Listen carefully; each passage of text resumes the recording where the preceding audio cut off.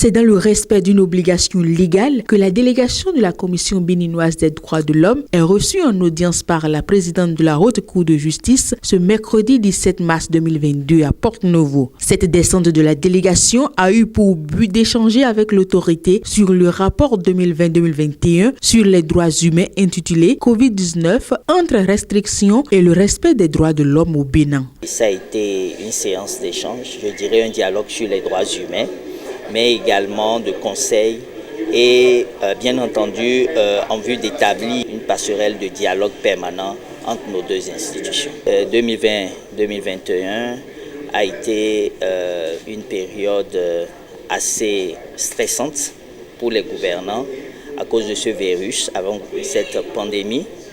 Et cette pandémie a amené les États à restreindre certaines libertés d'aller et de venir, mais également de réunions, d'associations. Et cela, pour la Commission béninoise des droits de l'homme, s'impose puisque le plus important, c'est le respect du droit à la vie.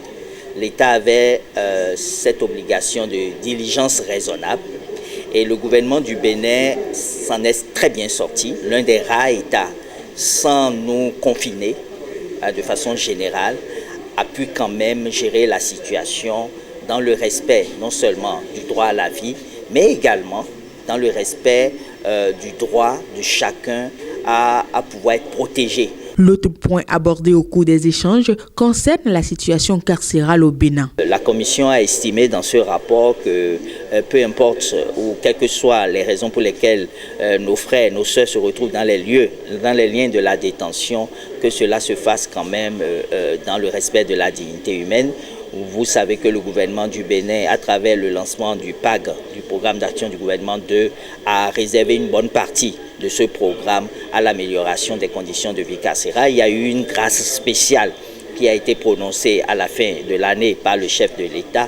Tout ça participe, n'est-ce pas, des réactions des gouvernants. Parce que ce qui est important et qu'il faut savoir, c'est que c'est l'État qui est le socle de la protection des droits humains. Le président de la commission sort de cette audience heureux et promet mettre en application les conseils de la présidente de la Haute Cour de justice, Cécile José de Dravos Zidoré.